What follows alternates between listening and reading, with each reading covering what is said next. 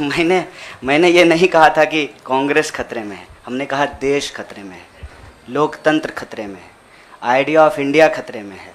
आपने वो वीडियो देखा क्या, लाश के ऊपर डांस देखा ना, दिल पसीज गया होगा आपका। आपको नहीं लगा कि मैं इसके लिए कुछ कर पाऊँ, कुछ भी कर जाऊँ जो मैं कर सकती हूँ।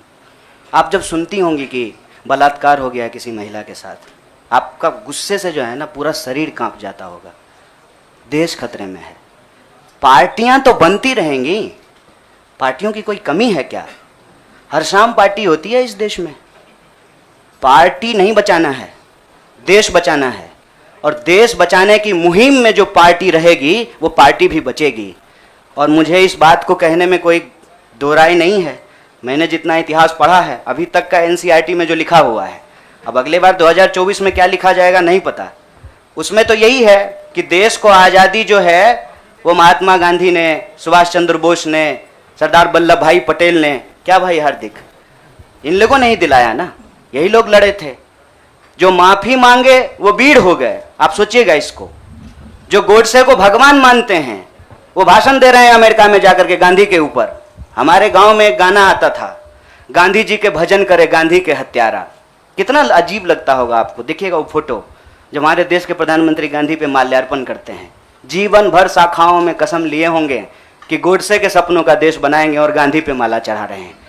सी, I am not here to save the party. Please, I am respecting you. As a citizen, you can respect my right. देश खतरे में है, और ये सिर्फ मैं नहीं कह रहा हूं, ये मुझे लगता है आप भी सोचते होंगे। समझ रहे हैं, अंग्रेजी का वो फ्रेज है dancing on dead, dead body पे कोई नाच रहा है। उस दिन खाना तो नहीं खाया गया। आप सोच के देखिए, आप इस पे विचार करके देखिए। मेरे गांव में अगर किसी की मौत हो जाए तो पूरे गांव में खाना नहीं बनेगा। हजारों लोग मर गए। देखे 71 वर्ष की उम्र में प्रधानमंत्री के लिए सोहर गाया गया। नया बच्चा जब पैदा होता है ना तो पूर्वांचल में सोहर गाते हैं लोग। प्रधानमंत्री बूढ़े हो गए हैं, उनके लिए सोहर गाया जा रहा है। तब जब अभी तुरंत लाखों लोगों की जान चली गई, ऑक्सीजन नहीं मिल रहा था, अस्पताल में बेड नहीं मिल रहे थे। आप में से कोई भी ऐसा इंसान है जिसके कोई जानने वाले नहीं मरे हो इसमें, इस क्राइसिस में? इतना बड़ा क्राइसिस जिसके देश में हुआ हो अभी तुरंत, वो अपने जन्मदिन का जश्न मनाएगा? ये भोंडापन है। इस संस्कृति को बचाने की जरूरत है, और इस संस्कृति को बचाने के लिए मुझे लगता है कि कांग्रेस पार्टी में क्षमता मौजूद है। लोगों को यह बात पसंद हो या ना पसंद हो, हकीकत यह है कि पार्लियामेंट में सबसे बड़ी पार्टी कांग्रेस पार्टी है। इसीलिए इस पार्टी को यह जिम्मेवारी लेनी पड़ेगी, और उस जिम्मेवारी को संभालने के लिए मैं यहां आया हूं। Thank you news nation. I'll come to you.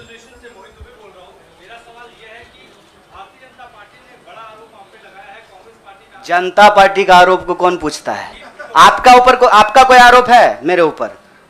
Bharatiya Janata party को मैं सीरियसली नहीं लेता हूं। आपका कोई आरोप है? आप सवाल पूछिए। साहब, जो साथी पीछे खड़े हैं, थोड़ा आप शांति का दान दीजिए प्लीज। अरे भैया प्लीज, दुबे जी आप पूछिए please, ask your question quickly.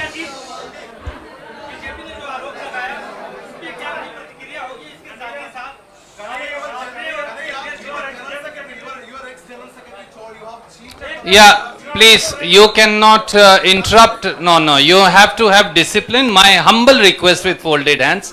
There is no, but yes, I am not Prime Minister. I will take your question. No, but democracy means that you should not supersede somebody who is asking question. That's what democracy is. Dubey भाई, आपका सवाल है, news nation से हैं। अच्छा, भारी जल्दी से पूछिए ना। नहीं, और लोगों ने किया है, नाम बताएंगे।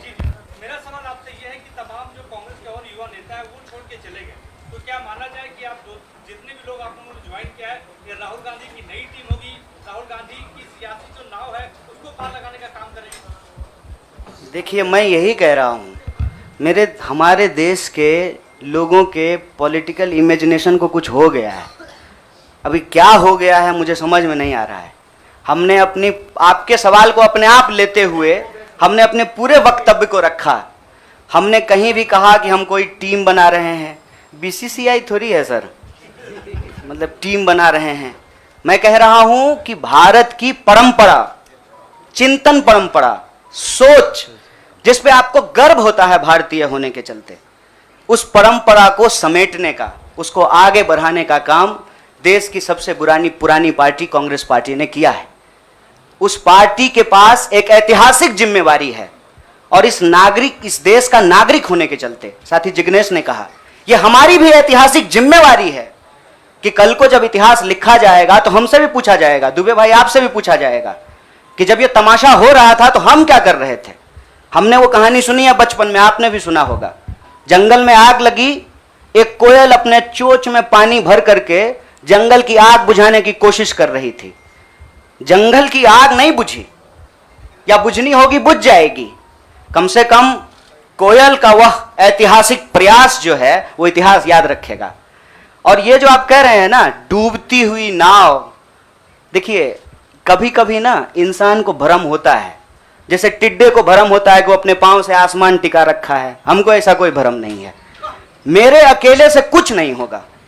जब आप जुड़ेंगे, हम जुड़ेंगे, इस देश के संविधान में, आइडिया ऑफ इंडिया में भरोसा करने वाले लोग जो हैं, जिसको हम कहते हैं गांधी के सपनों का भारत, जिसको हम कहते हैं भगत सिंह के सपनों का भारत, जिसको हम कहते हैं डॉक्टर बाबा साहब भीमराव अंबेडकर के सपनों का भारत, जिसको हम कहते हैं बिरसा मुंडा के सपनों का भारत, सावित्रीबाई फूले के सपनों का भारत, श्री कृष्ण सिंह के सपनों का भारत, जगजीवन राम के सपनों का भारत, मौलाना अबुल कलाम आजाद के सपनों का भारत, उस भारत को बचाने की बात मैं कर रहा हूं। और सियासत, मैं बार बार कहता हूं, अगर सियासत सही होगी तो गलत लोग जो सत्ता पे काबिज हैं ना, मुझे भारत के लोगों पे बहुत भरोसा है। अरे हैं हम लोग थोड़ा सा आलसी, लेकिन जब आ गए ना अपने पे, 200 साल अंग्रेजों ने राज किया था, जब से भारत के लोग अपने पे आ गए ना, तो 1942 में भारत छोड़ो आंदोलन का जब नारा महात्मा गांधी ने दिया था, तो अंग्रेजों को भारत छोड़ करके जाना पड़ा था। और उस वक्त जो लोग अंग्रेज से पेंशन ले रहे थे, माफी मांग रहे थे, वो आज एनसीईआरटी की किताब बदल रहे हैं कि अपना नाम भी हम बीड़ों में लिखवा लें। इसीलिए मैं कह रहा हूं कि उस इतिहास को, उस चिंतन परंपरा को बचाने की जरूरत है। पार्टी अगर उस सिद्धांत पे चलेगी, संविधान के प्रियम्बल को रक्षा करने की कोशिश करेगी, पार्टी भी बचेगी और पार्टी सत्ता में भी आएगी। ऐसा मेरा उम्मीद है, ऐसे मेरी आशा है। आप लोग ना लड़ाई नहीं लगवाइए हमारे दोस्त के बीच में। भोरे से जो है ट्विटर पे आप लोग क्या क्या जो चला दिए हैं, लोग हमको पूछ रहा है कि जिग्नेश का नाम काहे नहीं ट्रेंड कर रहा है। मैं आपसे ही आग्रह कर रहा हूँ, हम ना अलग अलग लोग नहीं हैं, यह मंच आपस में बटा हुआ नहीं है। तो सवाल जो है, सारा तोप का गोला जो है हमारे तरफ ही नहीं हो, मंच के तरफ मुखातिब हो, मैं भी जवाब दे दूंगा।